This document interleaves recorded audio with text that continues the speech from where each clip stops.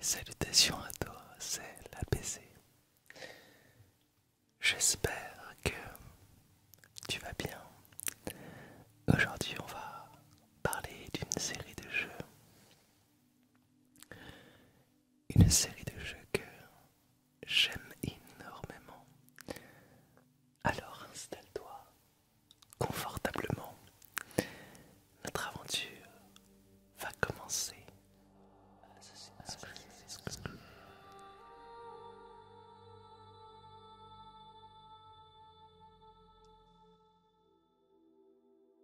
Avec mes souvenirs inexacts, des roleplays, des extraits de vidéos, des déclencheurs et une douceur apaisante, nous allons ensemble nous replonger dans cette saga devenue mythique au fil des années. Rappelle-toi, rappelle-toi quand j'ai commencé à te chuchoter dans les oreilles.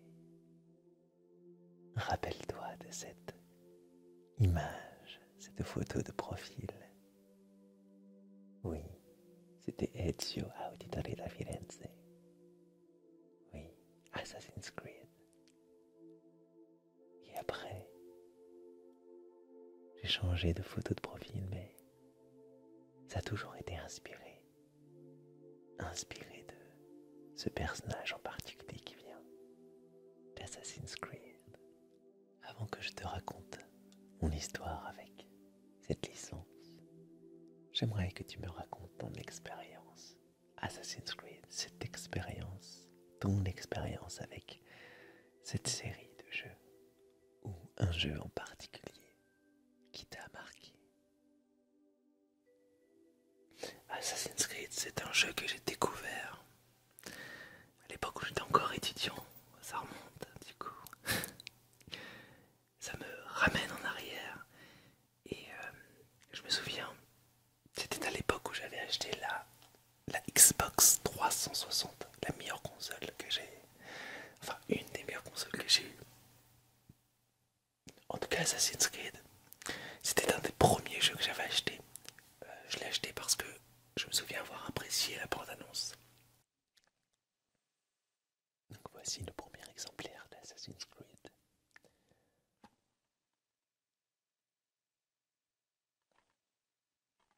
Acheté à l'époque. Alors je ne l'avais pas acheté à sa sortie, comme tu peux le voir.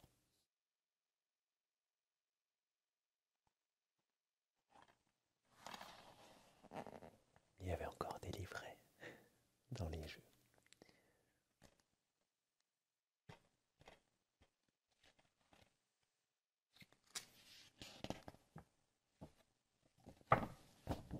Avec du page 2. Tu vas voyager dans le temps avec moi.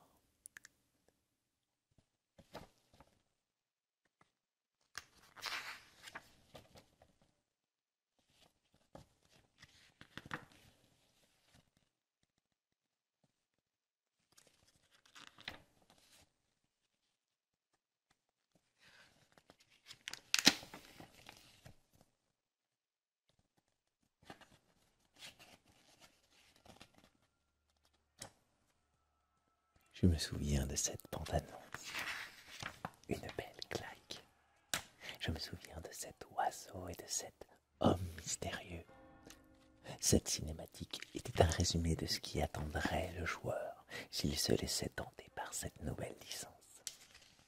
Assez me faisait de l'œil, mais je ne pouvais pas y jouer puisque je n'avais qu'une Wii et que la console n'avait pas assez de puissance pour sortir un tel jeu.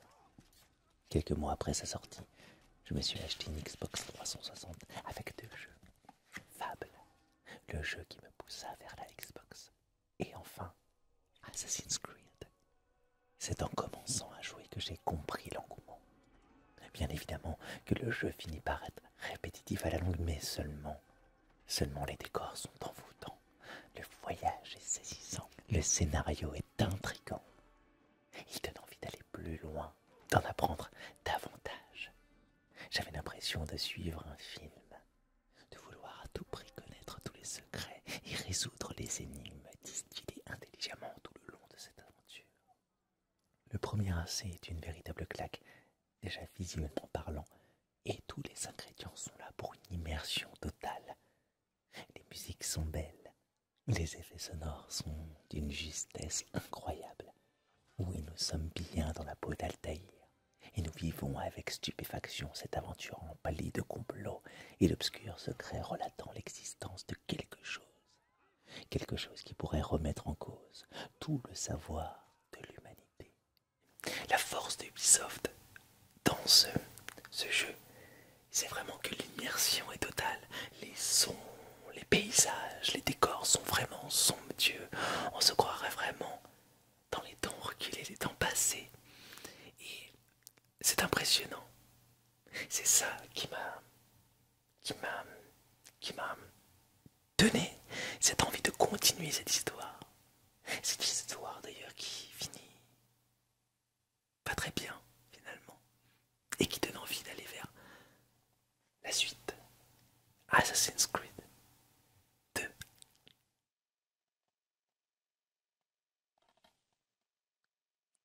J'ai eu la chance de connaître le premier épisode peu avant la sortie du deuxième opus, puisque comme je le disais, la fin du premier épisode laissait entrevoir une suite.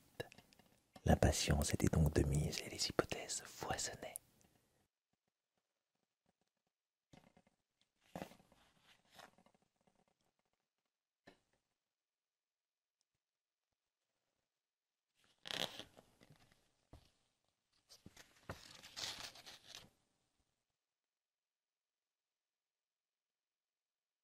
La bande-annonce d'Assassin's Creed 2 nous laissait présager quelque chose d'encore plus poussé.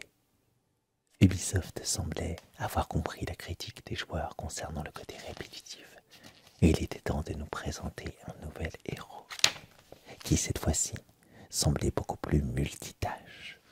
Encore une fois, une bande-annonce qui donnait envie. L'atmosphère de l'Italie de la Renaissance nous offrait quelque chose de magique et de créatif, mais le tout était obscurci par la dureté ou la cupidité de l'homme. Peu de temps après, il était temps de mettre la main sur ce jeu, et la surprise fut encore une fois de taille. Ubisoft nous offrait, nous proposait encore une fois un petit bijou, une suite directe, avec un nouveau personnage encore plus charismatique, le plus charismatique de toute la saga pour moi. Ezio était là, Ezio Auditore da Firenze. Le jeu nous fait encore une fois évoluer dans un environnement saisissant et d'une beauté somptueuse. On a l'impression de voyager avec notre héros, de vivre l'aventure avec lui. Les musiques sont prenantes, et encore une fois, tout l'environnement est saisissant. Je me suis surpris à plusieurs reprises à m'émouvoir en voyant les grands monuments de l'Italie de mon cœur. Mais c'est aussi pour moi le début de la déception vis-à-vis d'Ubisoft, puisque oui, le jeu était excellent. Le jeu était un plaisir, mais le jeu avait l'air coupé. On avait l'impression qu'il manquait un pan de l'histoire. Et effectivement, ça a été confirmé quelques mois plus tard par Ubisoft, puisqu'ils mirent ce pan manquant dans un DLC payant quelques mois plus tard.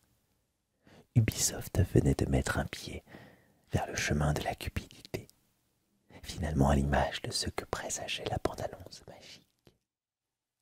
Assassin's Creed 2 est pour moi le meilleur de la série. Alors bien évidemment, il a pas mal vieilli. J'y ai joué, j'y ai rejoué sur Switch il y a pas longtemps. Assassin's Creed 2, c'est l'Italie de la Renaissance.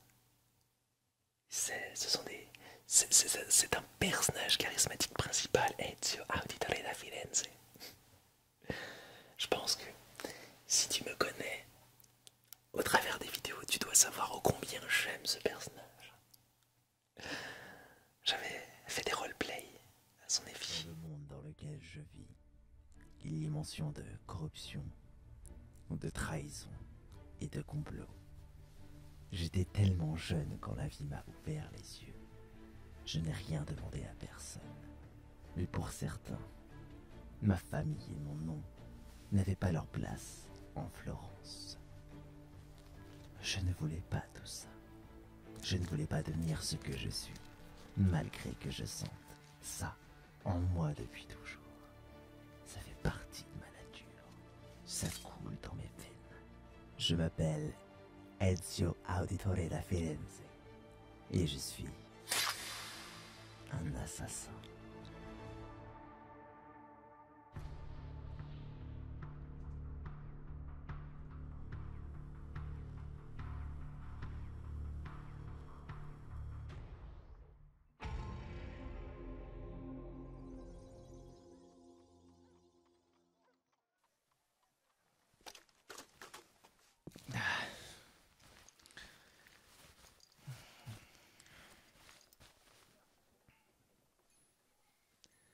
Buonasera. C'est toi qui m'as emmené. J'ai l'impression de t'avoir déjà vu quelque part.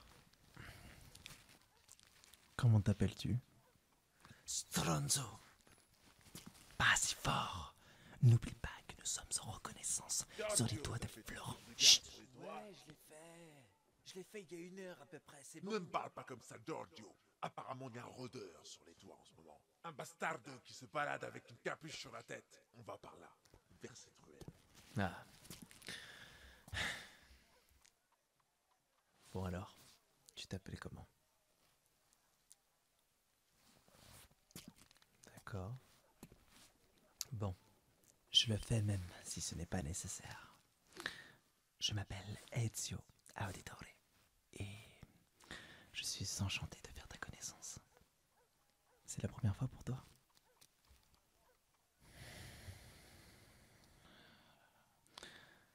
Ce que tu t'apprêtes à faire avec moi, est-ce que c'est la première fois que tu vas assassiner quelqu'un? D'accord, d'accord. Et tu te sens comment? Moi aussi. J'étais pareil la première fois. Mais ce qui m'a donné la force de le faire, c'est qu'il s'agissait du tueur de mon père. Et depuis, cette force est toujours en moi. C'est ce que tu t'apprêtes à faire. Tu sais, ce que tu vas faire n'a rien d'un jeu. Tu vas ôter la vie de quelqu'un. Tu vas endeuiller des gens. Souviens-t'en. Respecte ta victime autant qu'un membre de ta famille. Même si tu connais toutes les horreurs que cette personne a faites. N'oublie pas que c'est un homme avant tout. D'accord?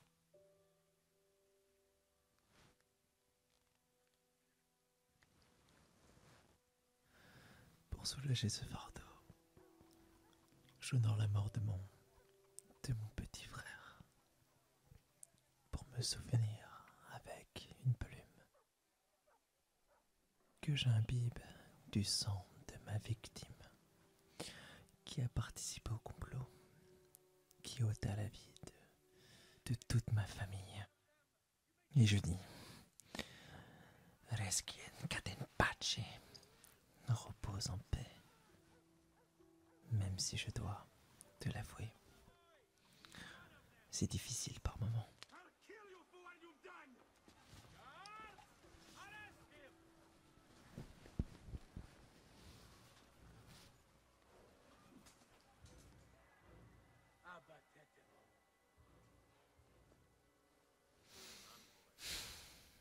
Il est difficile de croire qu'autant d'horreurs se passent dans une ville aussi belle que ma chère Florence, Firenze. D'ailleurs, nous avons une belle vue. Regarde, la cathédrale di Santa Maria del Fiore. Elle est magnifique. Magnifique. Bon. Assez parlé.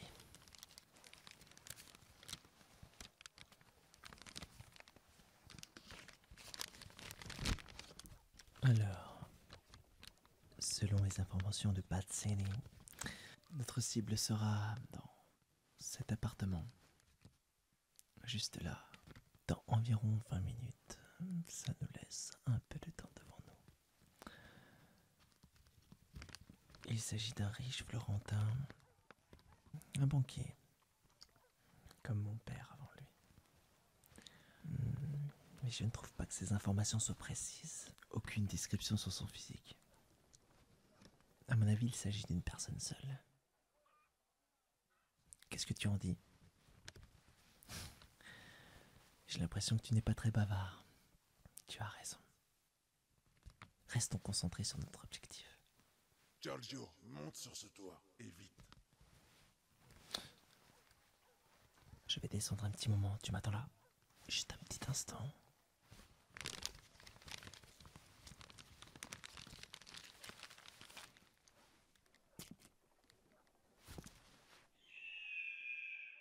Hey, Giorgio, fais gaffe. À ton tour maintenant. Toi, comment tu le sais que je rôde sur les toits? Je ne pensais pas si naïf et sûr. Que veux-tu dire? D'après toi, qui est avec toi sur le toit en ce moment? Merci, je vais abréger tes souffrances. Let's go, Escadenpachi.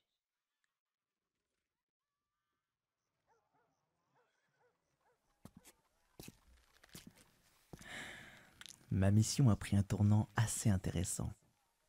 Figure-toi que le garde en bas m'a fourni une information plutôt instructive à ton sujet. Alors, nous allons rester calmes, tous les deux. Tu vas prendre une profonde respiration comme ça, oui. Et tu vas me dire exactement qui tu es et qu'as-tu fait de mon vrai partenaire.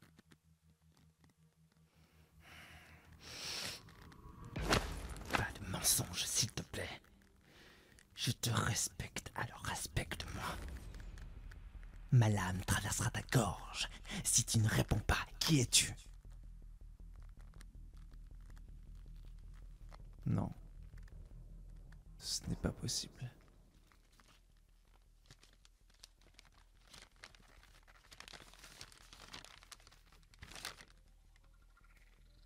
Ce n'est pas possible. Alors tu es... Tu es ma cible. Eh bien effectivement, la mission a pris un tournant assez intéressant. Et où est mon partenaire? Non. C'est odieux. Alors je n'ai pas d'autre choix. Weku Escadenpachi. Et c'est un jeu qui m'a énormément marqué aussi.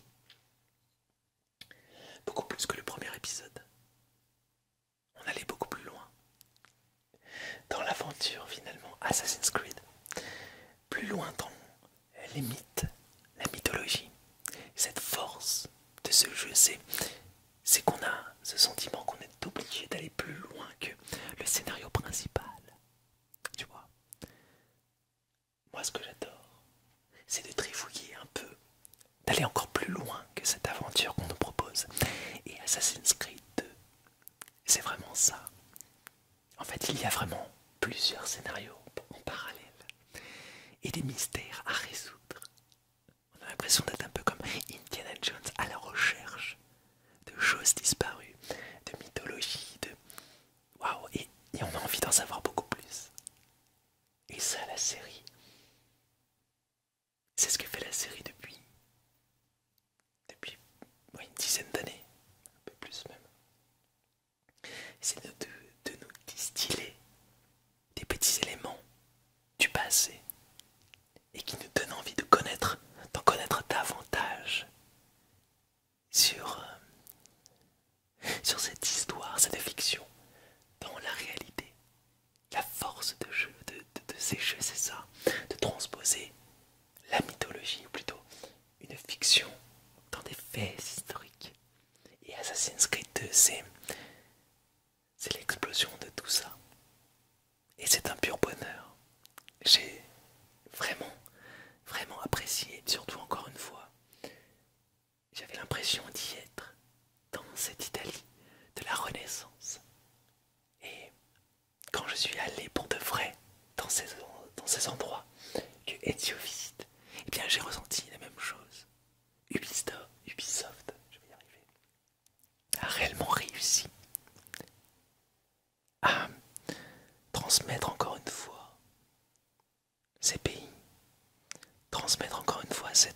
cette ambiance, cette atmosphère. Et c'est assez exceptionnel. On y rencontre Léonard de Vinci, etc. Enfin bref, je ne suis pas là pour spoiler, je suis là vraiment pour te parler de mon ressenti, de ce que je pense de cette série. Et le 2 pour moi, c'est l'apothéose. C'est quelque chose de formidable. Et il y a eu la suite. Brotherhood.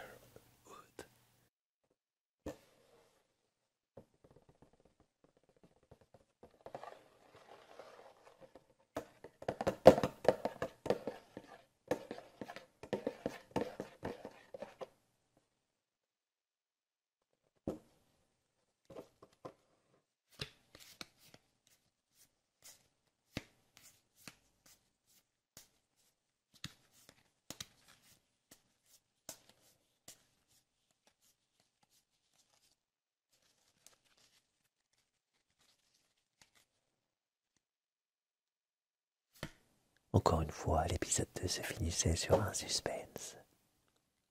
Nous attendions une suite. Et c'est alors qu'une bande-annonce fit son apparition, avec un Ezio beaucoup plus sûr de lui, et surtout aidé par des compères. Une idée qui me ravissait.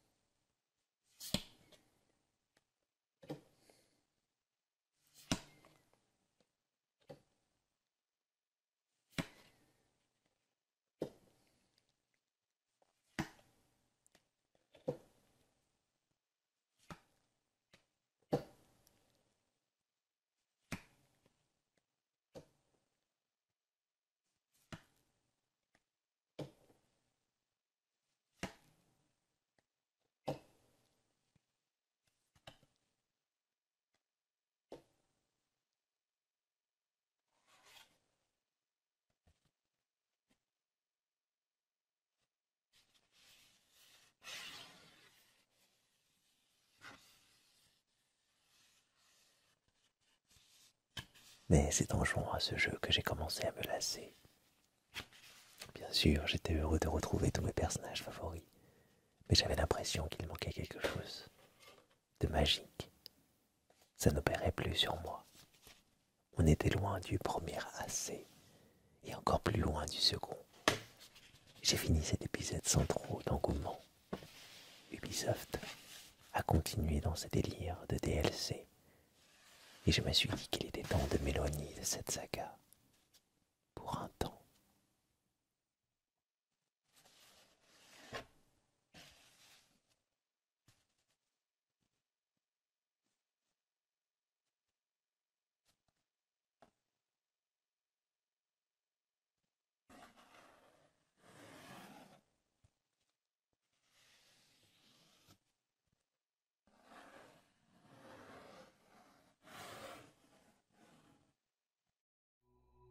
Cher Claudio, je dois absolument trouver plus de compagnons. La confrérie des assassins doit prendre un envol afin de définitivement enrayer le plan des Templiers. C'est pour cela que je suis de retour à Firenze. Je dois absolument avoir une armée avant de partir à Rome.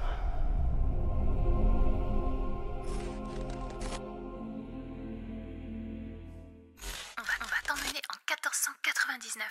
C'est le moment où Ezio prend contact avec ton ancêtre.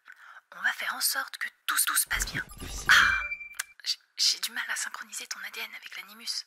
Il va falloir te surveiller de très près. Allez, je te lance.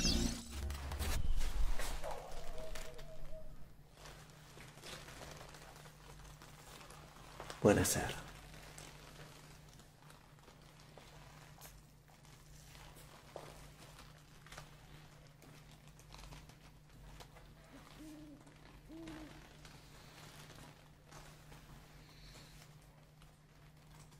Alors c'est toi.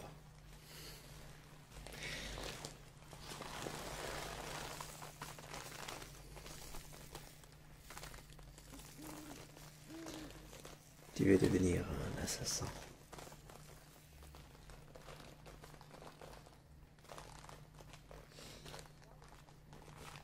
D'où viens-tu?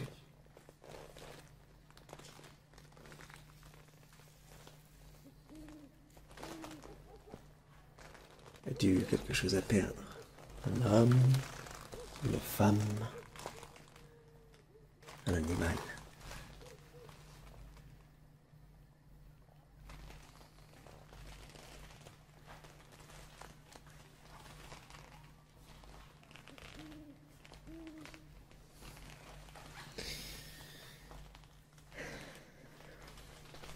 Quel est ton nom?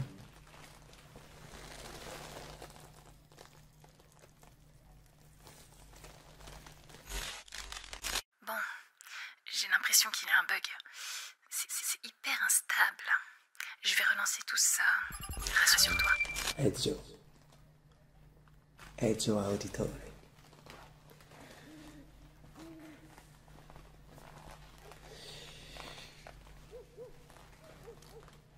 Bon.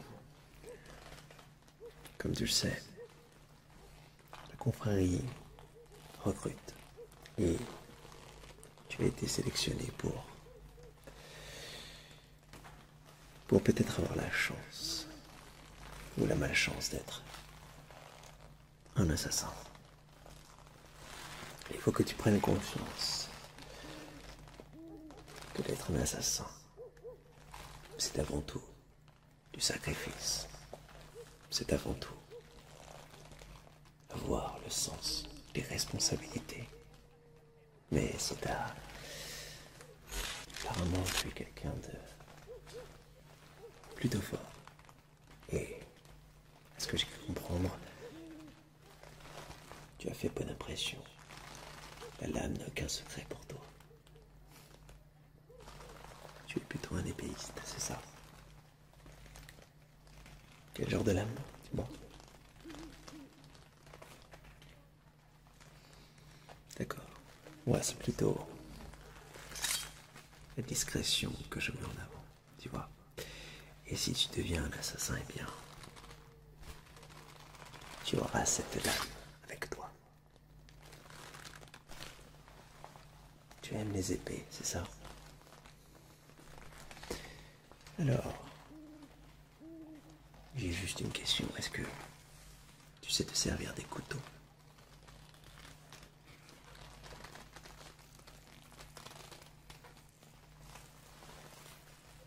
Il va falloir que tu t'en serves. Pourquoi? Parce que il est important d'avoir la lame secrète des assassins, bien entendu.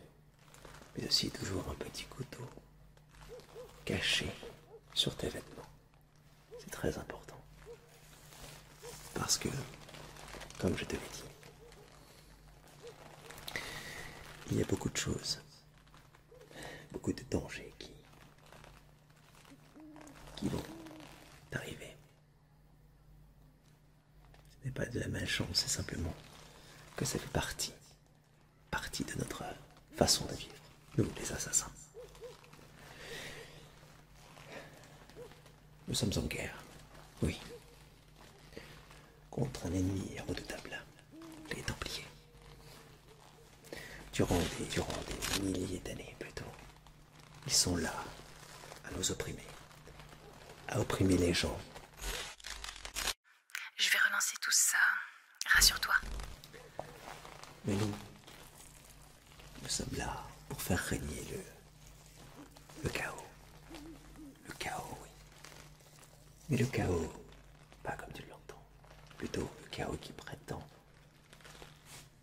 être la liberté de chacun. Nous avons besoin de ce chaos.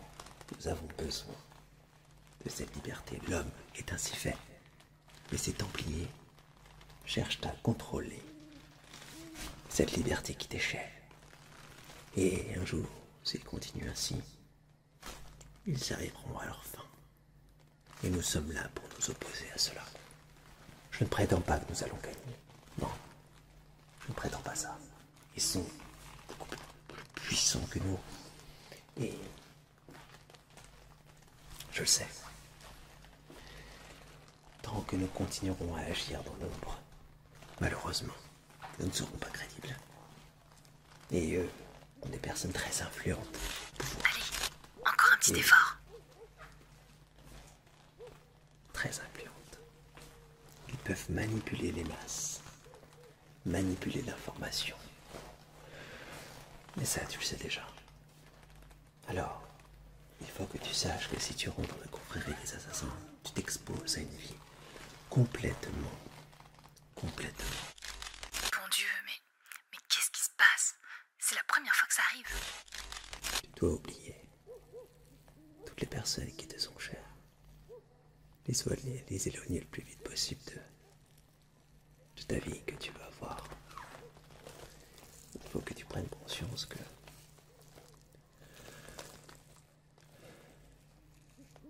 toutes ces choses que tu aimais faire avant, aux yeux du monde, eh bien, ça finira par disparaître parce qu'il n'y a pas de choix.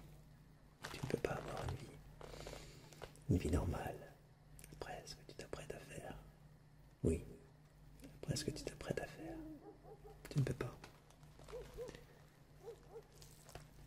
Es-tu prêt vraiment à sacrifier tout cela? Oui, très bien. Mais ce n'est pas tout. Ce n'est pas tout. Attends. Petit instant. J'ai fait exprès justement de te contacter ce soir. Le soir, généralement, on est plus tranquille. Il y a quand même des cartes qui patrouillent.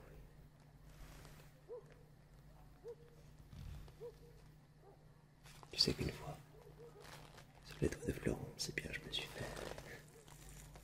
J'ai failli me faire trahir par un forcené qui se faisait passer pour un assassin. Ça a très mal fini pour lui d'ailleurs.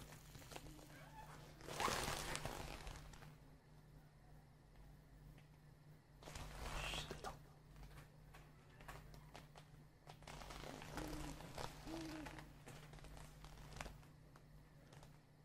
Et nous ne sont plus si sûrs qu'avant. Et ce n'est pas à cause de nous, non. Il y a de plus en plus de patrouilles.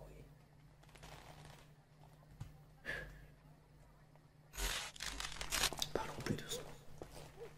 Donc, comme je te disais, tu t'apprêtes à être dans une vie complètement différente. Et tu vas prendre conscience de beaucoup de choses. Ta vie, ta réalité va complètement changer. Il faut absolument qu'il t'accepte. Nous avons un credo, nous les assassins.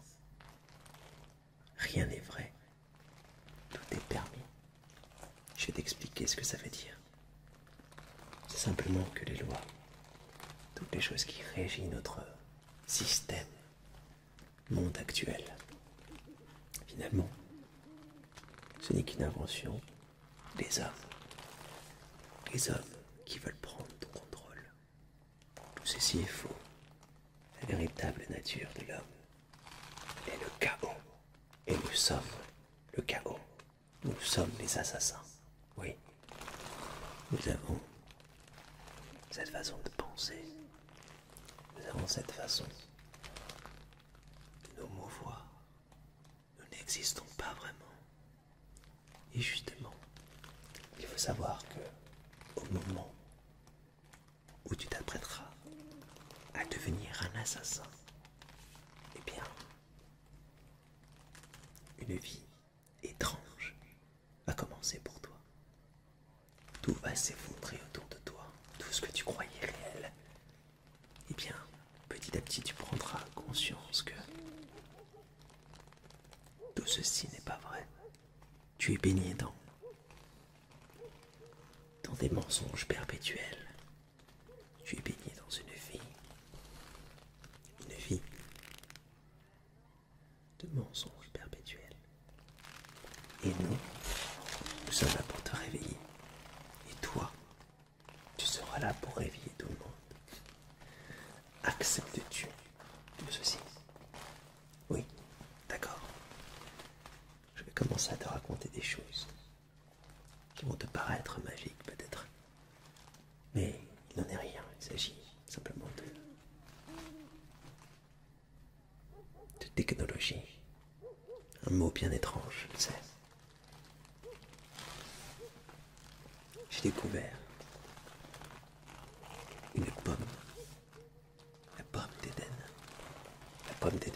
ce que tu crois. Non, la pomme d'Éden est bien plus que ça. D'ailleurs, j'écris.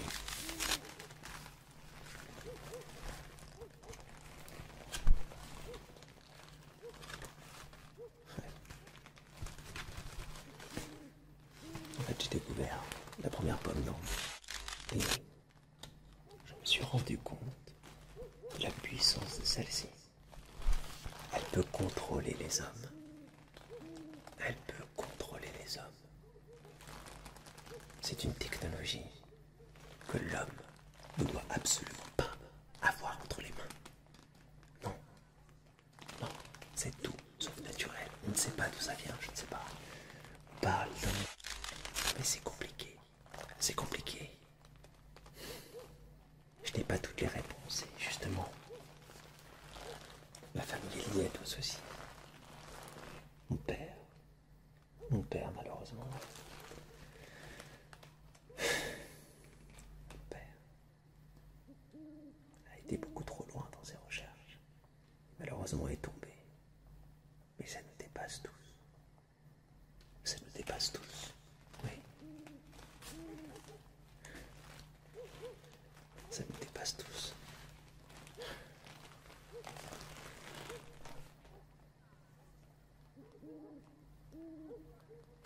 Au-delà de la pomme d'Éden, cette espèce de technologie venue des temps anciens. Il faut savoir que les Templiers en ont à leur disposition. Et c'est grâce à cela, justement, qu'ils sont si hauts. Ils ont le contrôle. Le contrôle.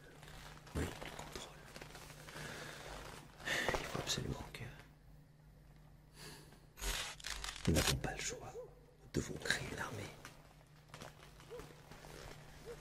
Et grâce à celle-ci, nous pourrons lutter contre les Templiers. Contre les Templiers, oui.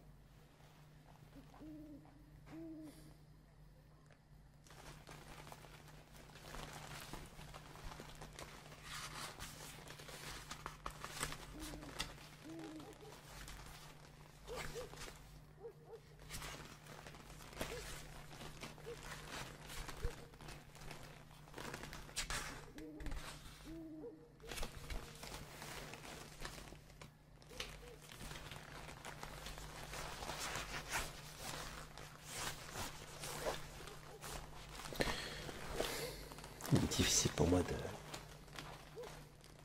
continuer seul. J'ai tendance à malheureusement m'attacher et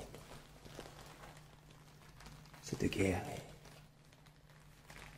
est cruelle. Beaucoup de gens sont déjà partis. Beaucoup trop.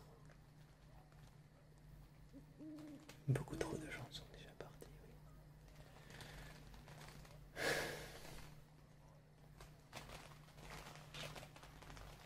Tu es toujours sûr? C'est bien. Tu vas commencer ta première épreuve dès demain. Oh non, ce n'est pas vraiment des épreuves que tu as passées jusqu'à maintenant. Tu n'as pas encore fait l'essentiel de ta formation d'assassin. L'essentiel qui t'amènera à la dernière épreuve. Le saut de la foi. As-tu le vertige? Ah, très bien. Parce que le saut de la foi consiste à sauter, à se laisser tomber, tout simplement. Le sens du sacrifice, le sacrifice de l'assassin. Nous n'avons qu'une seule mission. Libérer la population, engendrer le chaos. Et pour le moment, je dois dire que c'est un succès. Mais ce sont des petites batailles de gagner par rapport à cette grande guerre, tu vois. Parce que les puissants sont là-haut. Le pape. Le pape. Le pape. Ah oui. J'espère que tu seras à mes côtés. À ma droite ou à ma gauche. Et nous pourrons enfin libérer l'Italie.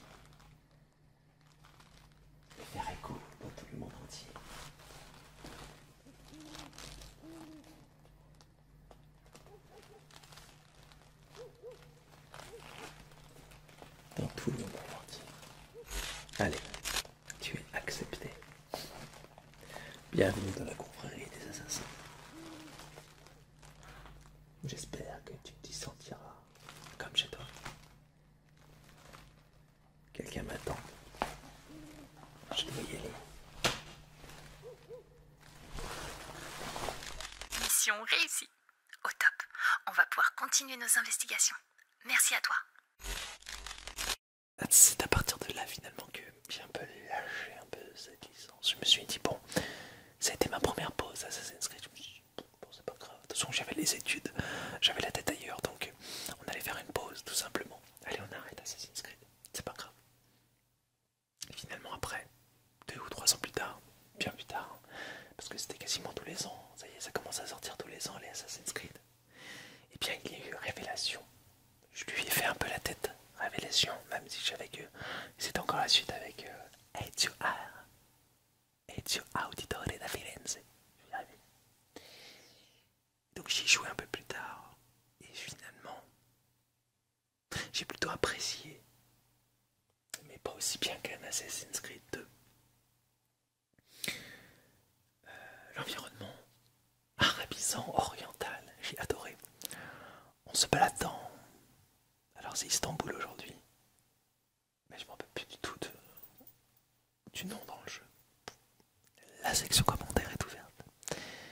Et on se rend compte que notre héros a bien vieilli. Ezio a la soixantaine ou la cinquantaine bien marquée, ou la soixantaine, je ne sais plus. Et il a besoin de gadgets et on sent qu'il est cassé, qu'il a vieilli, qu'il a du mal. Et c'est compréhensible quand on connaît la vie qu'il a eue. Les rebondissements, que ce soit psychique ou physique. Et du coup, il aura besoin de beaucoup plus de gadgets pour pouvoir grimper au mur, etc. On le sent fatigué, on le sent épuisé. Et pour moi, je l'ai moins bien aimé que le 2. Mais j'ai trouvé finalement que c'était une bonne manière de fermer le chapitre Ezio et cette part de mystère autour de lui. Un très bon jeu, mais répétitif. Là, on commence à voir combien Ubisoft commence à tourner un peu en rond avec cette licence.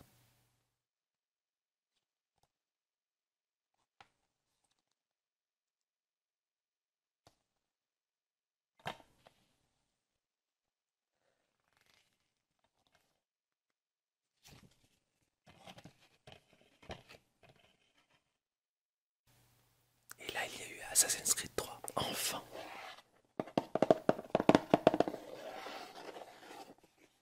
Je t'avouerai que j'avais perdu l'engouement de la saga.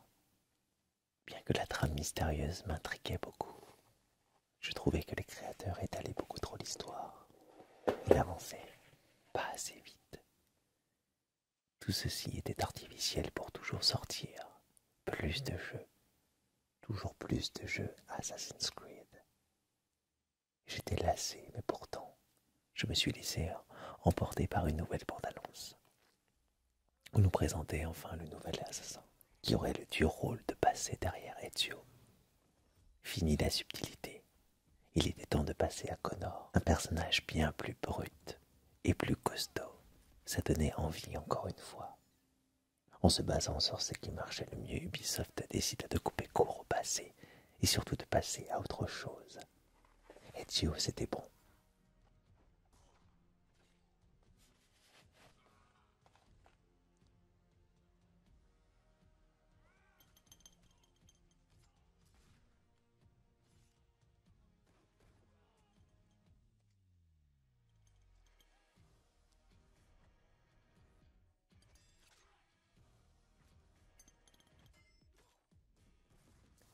Ils nous proposèrent quelques nouveautés, comme le fait de pouvoir crafter et améliorer un village, chasser, etc., dans des zones bien plus grandes que dans les différents opus.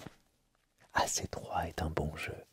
Connor est un personnage intéressant, mais Ubisoft avait trop tendu la corde avec les épisodes d'avant, et quelque chose était rompu en moi. De toute manière, c'était la fin de l'arc Desmond Miles, la fin d'une période. Et les suites, Black Flag et Rogue, allaient dans des directions qui ne m'intéressaient plus du tout. Pour moi, l'engouement avait disparu. ma curiosité aussi. Il était temps de passer à autre chose et d'oublier la série.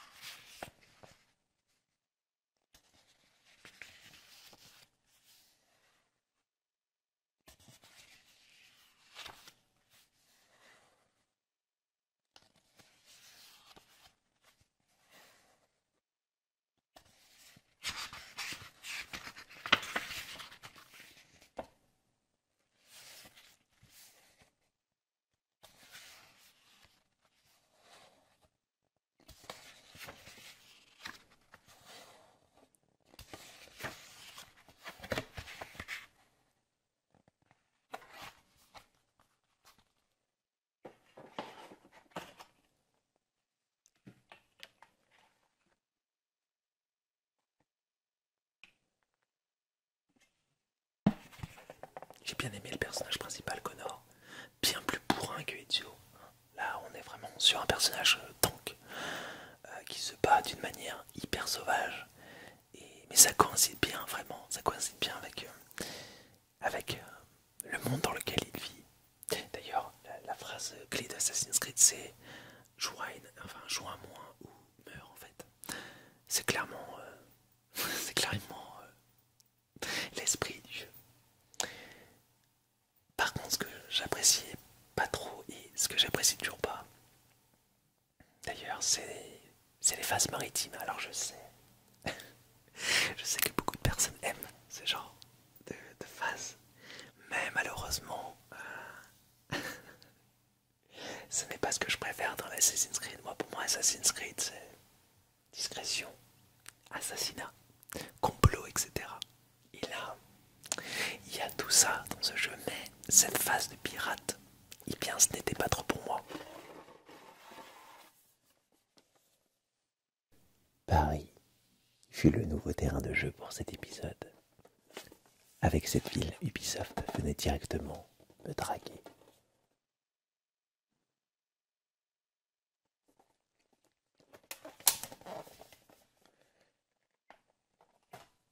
Paris est une ville que j'adore, et de savoir que j'aurai la possibilité de revivre une des périodes les plus bouleversantes de mon pays, la Révolution, me redonnait envie de repartir à l'aventure. Je me disais que ça faisait longtemps que je n'avais pas touché un assez.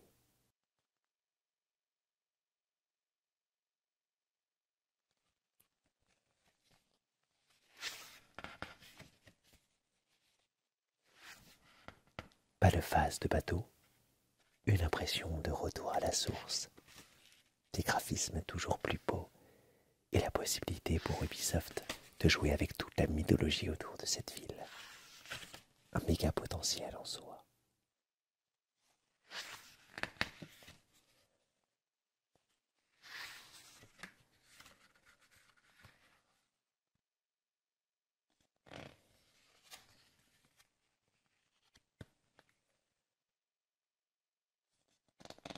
Le jeu est encore bon, l'ambiance est parfaite, mais le scénario manque cruellement de profondeur.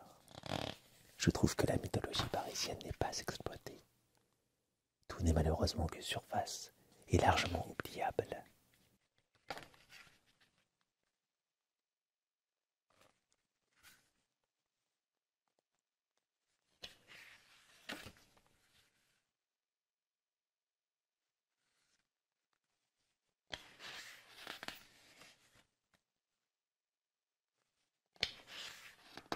Décidément, cette licence n'avait plus l'air de me correspondre. Je ne me sentais pas touché comme pour un Mass Effect ou un Dragon Age. Pourtant, j'avais tellement envie d'y croire, ne serait-ce que parce qu'il y avait énormément de potentiel et qu'il était possible de tellement plus approfondir l'histoire. Je ne comprenais pas ce que Ubisoft attendait pour enfin sortir le jeu assez qui pourrait proposer aux joueurs d'aller plus loin dans les profondeurs de ces complots et surtout de ces mystères autour des Issus, le premier peuple de la Terre.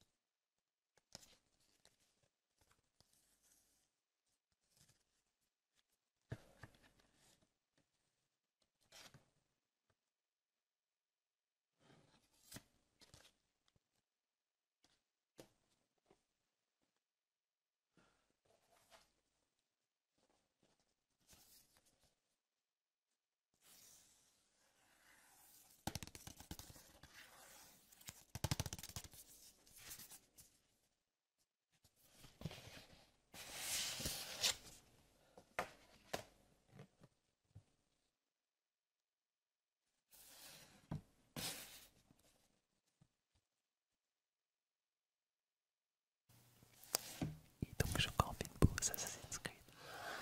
Ouais. Une pause. Ouais. Et finalement j'ai acheté Syndicate, mais à bas prix. À bas prix. Et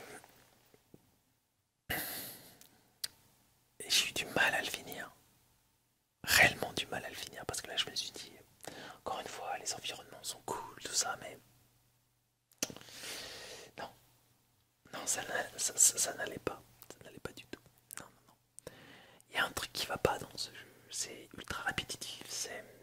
Le scénario, c'est pareil. Encore une fois, c'est un peu tiré par les cheveux, tout ça. Enfin.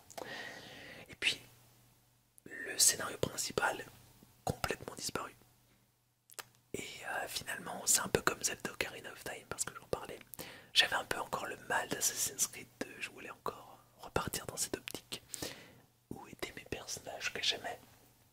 Alors Desmond Miles, ouais, je vais pas spoiler, et d'autres personnages, enfin, je veux dire, je trouve tellement froid ce jeu finalement, il est froid, il est assez austère, il donne pas envie, il m'a pas donné envie.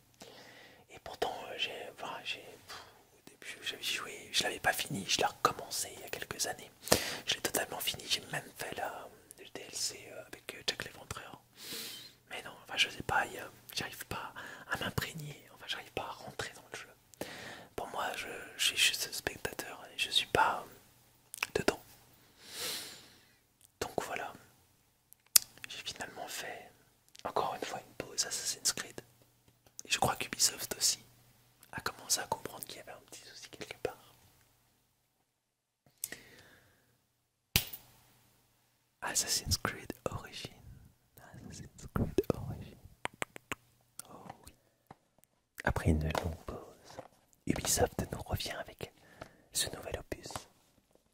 Il est temps de revenir aux sources. Il est aussi temps de présenter de nouvelles choses aux joueurs. Assassin's Creed Origins fait son apparition. Nous voici en Égypte. Nous voici dans un monde ouvert. Un très grand monde ouvert. Dans des paysages extraordinaires. J'ai mis du temps à me lancer d'ailleurs. C'est un abonné qui m'a offert ce jeu sur PC. Je ne suis pas sûr que je me serais lancé dans l'aventure puisque, comme je le disais, je n'attendais rien, plus rien d'assez. Je me suis jeté et finalement, j'ai été complètement absorbé. Ça y est, Ubisoft venait enfin de m'offrir ce que je voulais. Bien sûr, le jeu est encore répétitif, mais tout ceci est tellement prenant. Le jeu donne envie de s'y replonger, de s'y plonger, de chercher les mystères, de jouer l'archéologue.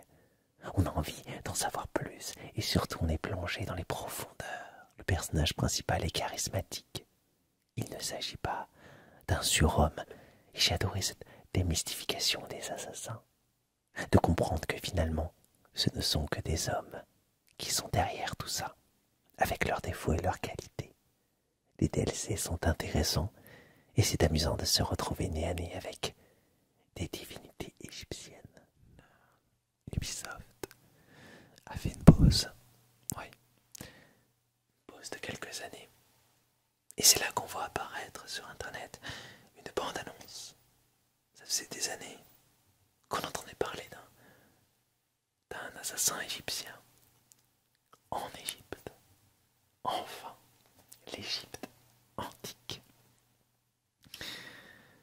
Ubisoft avait peut-être écouté, ou plutôt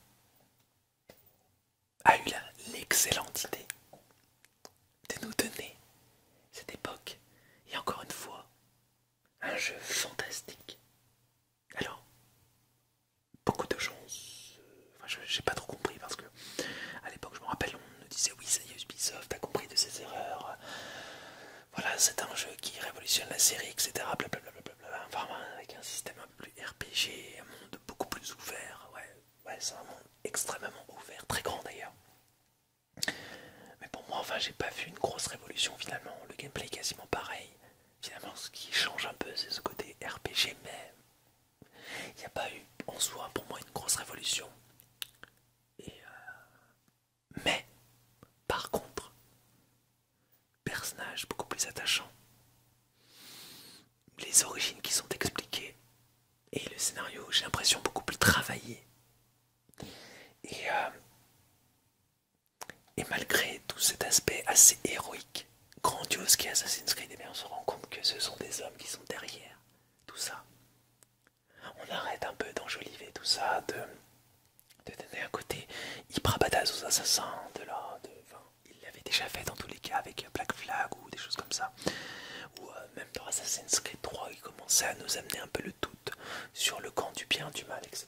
Et que finalement, les méchants étaient dans les deux camps. Mais là, cet épisode, c'est pour nous dire finalement que, aux origines, tout a été créé sur finalement peut-être un malentendu. Voilà. Et ce n'est qu'un homme, ce ne sont que des hommes qui sont derrière toutes ces histoires. Ces espèces de personnages ou de personnages qu'on a rendus grands avec le temps. Bayek des Siwa, le fondateur, un des fondateurs de ceux que l'on ne voit pas, les futurs assassins. C'est cette histoire. Ce que j'ai aimé aussi, c'est les DLC dedans. Alors, là, les DLC, c'est concrètement de l'ajout de scénario, donc c'est cool. On nous apprend à lever un pan de l'histoire pour nous le rajouter. Voilà. Ça, c'est cool. Mais voilà, c'est ça. Et quelle merveille de se balader dans cette Égypte, de monter sur les pyramides, de faire un peu notre Indiana Jones, de rentrer dans des endroits impossibles. Et encore, d'en savoir un peu plus sur ce peuple mythique. Les Zizou. Je ne dis pas plus. Il faut que je ce que je ressens, je ne veux pas spoiler. Mais en tout cas, une chose est sûre, c'est que Ubisoft s'inspire beaucoup de la théorie des anciens astronautes. Hein,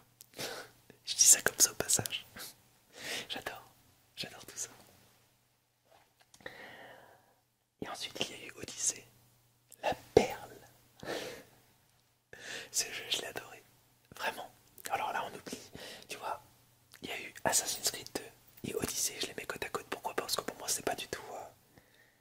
J'ai l'impression que c'est pas les mêmes jeux. Et j'ai l'impression que c'est plus du Assassin's Creed Odyssey, mais on s'en fout. Parce que ce jeu est tellement bien, mais ils auraient pu l'appeler autrement. Bon, il y a des petits trucs qui nous font penser à Assassin's Creed, mais c'est fantastique. C'est vraiment fantastique de la mythologie grecque. Enfin, waouh, on se retrouve dans cet environnement avec les Spartiates, les Romains, enfin les Athéniens, etc. Enfin bref. Je n'ai pas envie de spoiler, j'ai juste envie de te dire ce que je ressens. Ce voyage formidable, les musiques formidables, enfin tous les Assassin's Creed de toute façon, les musiques sont fantastiques. Mais là pour moi c'est le sommet de la fameuse trilogie mythologique. Origins, Odyssée, Valhalla. Et formidable, réellement formidable. Il n'y a pas d'autre mot que ça.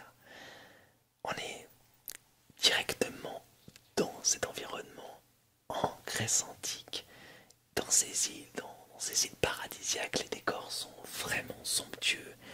C'est un jeu que l'on regarde, que l'on a envie de toucher. Bon, malheureusement les interactions sont... il n'y a pas trop d'interactions avec l'environnement. Concrètement, c'est assez linéaire.